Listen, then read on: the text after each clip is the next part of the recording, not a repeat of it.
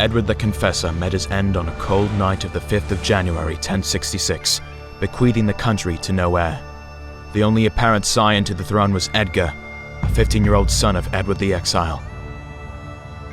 Unfortunately, due to Edward the Confessor's inability to secure young Edgar's heritage, a prospect of peaceful hereditary succession receded. As a result, a claim to Britain's throne was demanded by 3 ambitious champions. A cunning nobleman, Harold Godwinson, that secured his position as the most powerful man in England after succeeding his father as the Earl of Wessex. William the Bastard, who has been allegedly offered a kingship by Harold Godwinson shortly before Edward the Confessor's death. And lastly, the King of Norway himself, Harald Hardrada, who is considered the last great Viking. However, the Witenagemot, the ruling class of royal councillors, considered Edgar too inexperienced to be an effective leader in the course of inevitable succession war, and decided to crown Harold Godwinson as the next King of England.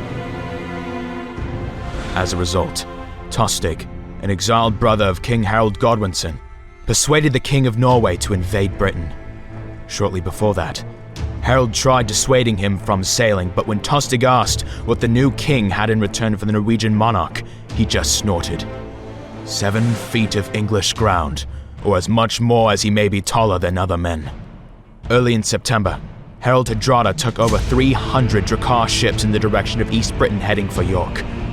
The first demonstration of resistance was met at the outskirts of the town of Fulford, led by brothers Edwin and Morcar.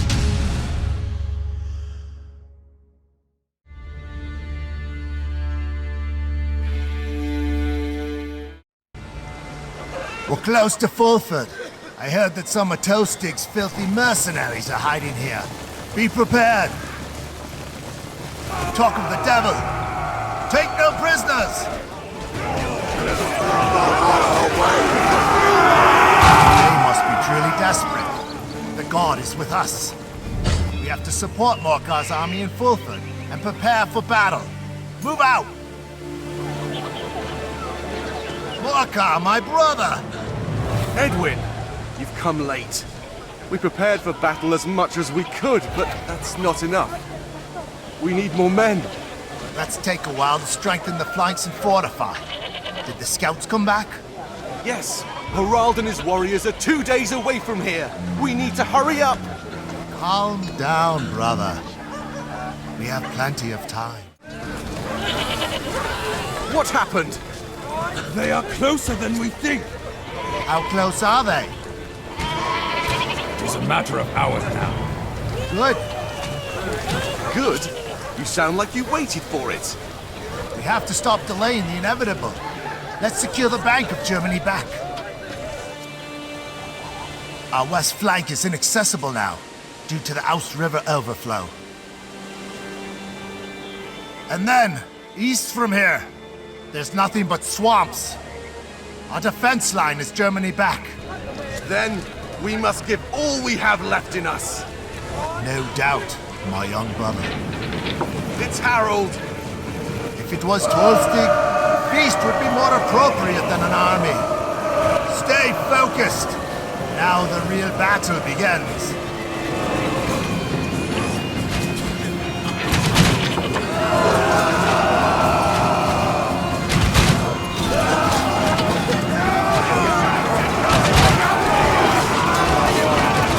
They managed to sneak through the swamps!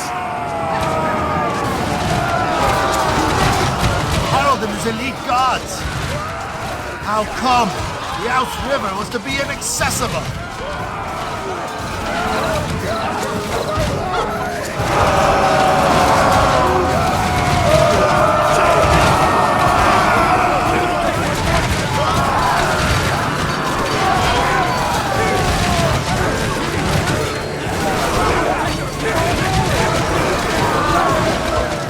Damn it! I won't make it. We will not succeed! They will crush us like little bugs! We have no choice! We must run!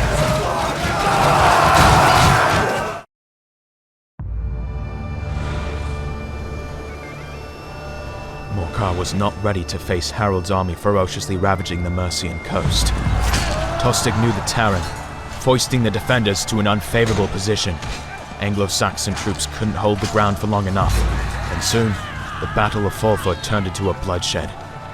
On the 20th of September, Edwin and Morcar were forced to cut back, and with their army shattered, left York unprotected. I mark the day of the Fulford shambles black. By mere miracle I returned to York, only to be downcast by the cries of widows of my fallen brethren. But there was no time to yell bloody murder, as the Viking army was getting closer to our home each breath. We, who survived, had no other choice but to pluck up courage and stand our ground. Withal, we're far from being an army, hardly a bunch of outworn bruisers who lucked out on death. But without us, York will burn.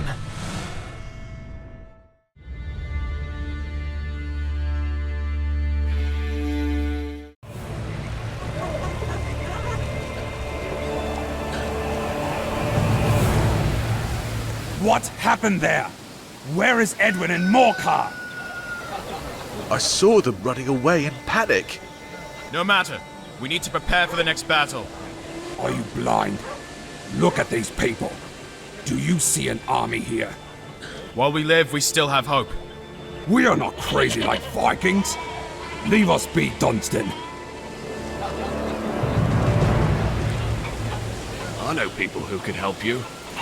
Where can I find them? There is a group calling themselves Nadrin. Nothing special, but very loyal. There's also Leon, elite archers. Probably won't work unless you do them a favor. And then there's our elite infantry, Merkwerders. But we are not exactly on good terms with them. And you? Why don't you join as well? No, I will only slow you down. I've done enough. You should go. The plan is simple. First, we must cut off the enemy from a steady supply of resources. Harold keeps his army next to a village nearby. Raw materials from the village should be useful for our next plan.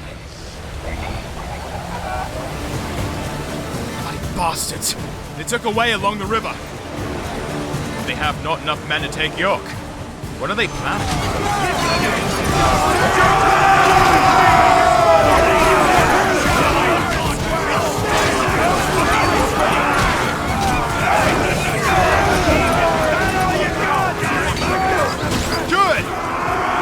This far, but it's not over yet. It wasn't smart. We lost many good men to bring you conditions of surrender. Because of your stupidity, sending troops to block the main path. These terms aren't in our favor. Nobody said it would be easy, Tostig. Give us this rebel scum, and we will make the conditions less severe for you. He acted on his own. Don't be a fool, Barra! This little prick will pay for his actions sooner or later. Now, back to the matter. Open the gates of the city without a fight, and none of the locals will get executed. The city will not be robbed or ruined.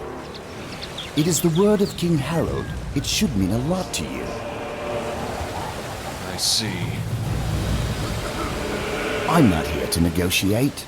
King Harold is already on his way, and he'd rather not have to pry the gate open. Make a smart decision. Damn it! This battle is over. But the war is far from it. We know now how to deal pain. Better run and split up. Staying here isn't smart. And there is still work to do before King Harold arrives.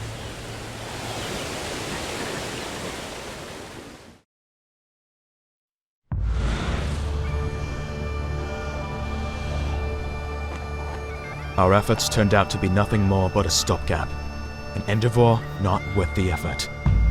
In the end, our patricians made a deal with Tostig. York will be spared from the Vikings' rage in exchange for supplies. But the word is, King Harold II got wind of the defeat in Fulford. He mobilized his best forces in short order and set his course on Yorkshire with the promise of reclaiming the city from the invaders.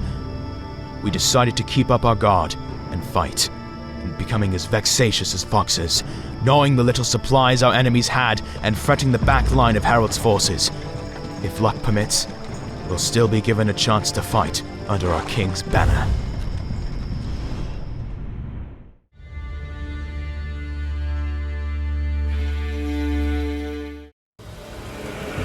Shh, there's one. 2, 3. Rest probably patrols the area. This is our chance. Move in, move out. We take food and vanish. They have attacked!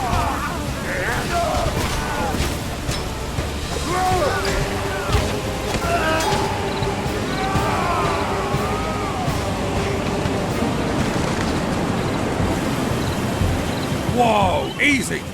I'm on your side. I saw what you did. What are you doing?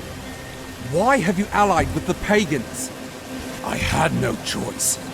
Harold's men threatened everyone. They promise that no one gets hurt should York surrender without a fight. Exactly.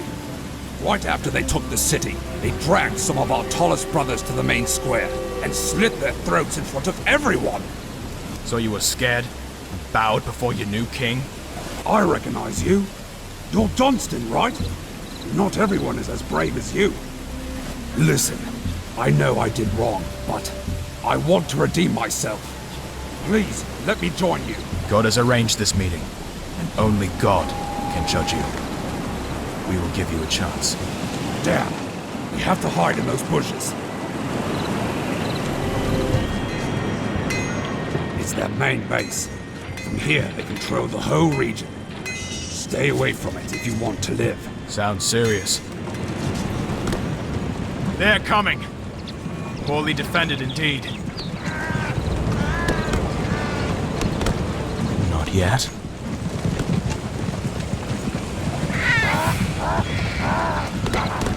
Shoot them! Damn it! No support. We must stand our ground!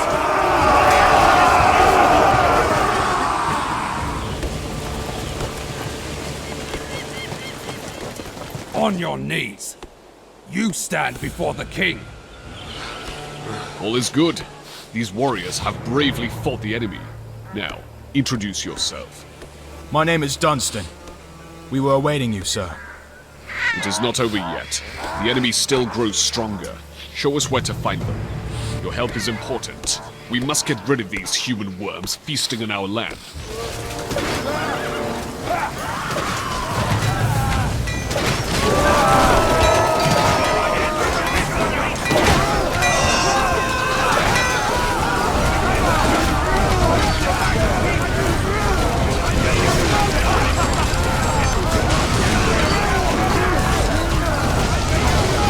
Villages!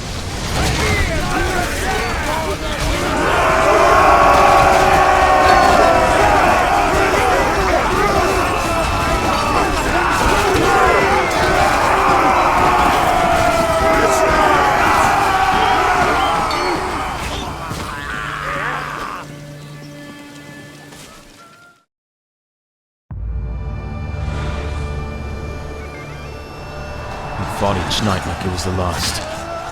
We caught unsuspecting scout groups off guard and intercepted the supply wagons. But this night, the Vikings doubled their defenses. Suddenly, we heard the rattling of horse blinding and clinging of dropped keel. Forthwith, we saw knights bearing the colours of House Godwinson. Turned out, King Harold and his men reached Yorkshire in less than 4 days.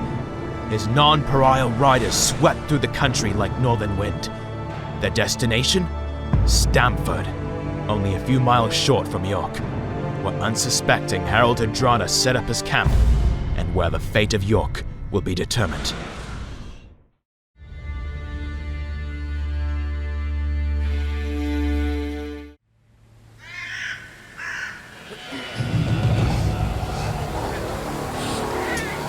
Your Majesty, the base is ready as ordered.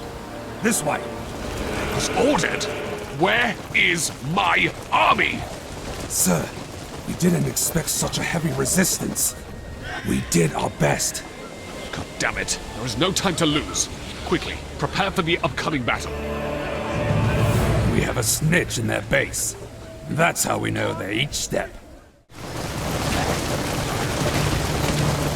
Get Harald! If he dies, the morale of his army will be ruined! Yes! We killed him! An arrow to the throat! Harald is dead. Dunstan shot him. My arrow cut his throat. This is a miracle. God helped us. Long live the king! Long live the king! Long live the king! Long live the king! Long live the king! Long live the king! Long live the king! Long live the king!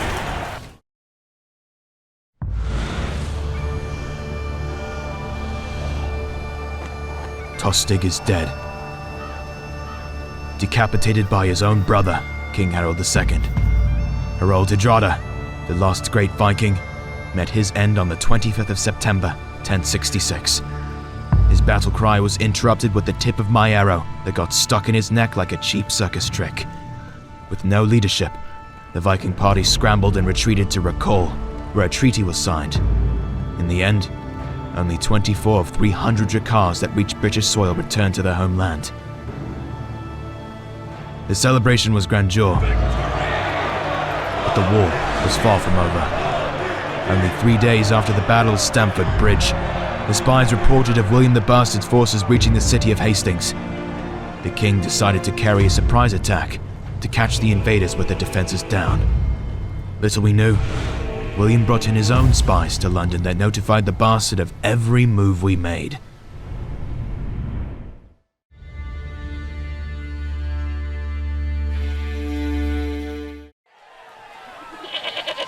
At last, this is the second fight you are late for. There is no time for honors. I hereby declare you the Major Archer Commander. Yes, Your Highness. Where are my men? I should be asking you this question. And why are they not protecting our western flank? William's people took over our archery building. Do what it takes to get it back and secure the western flank. Alone? Do not act surprised. You've coped worse situations. Now, Good. These recruits must be sent to the other side. They need help over there. We don't have much time. We need to recruit more units and send them to the west flank immediately. I can see them! Crossbows! Get ready!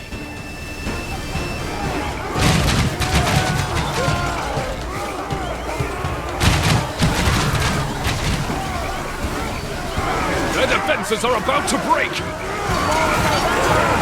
We must strike now, with all we have left! I take command of the full army now. Dunstan.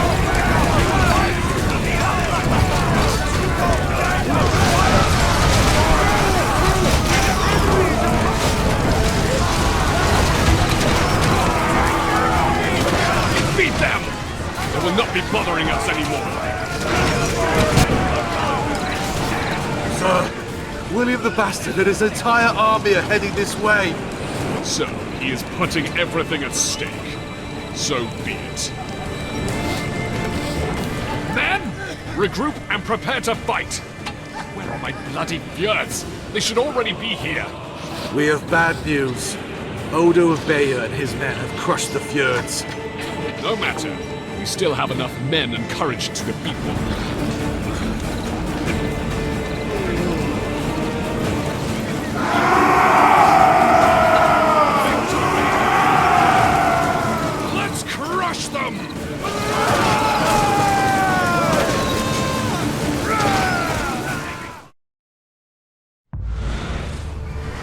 Harold II Godwinson led us believe that he was anointed to lead our people.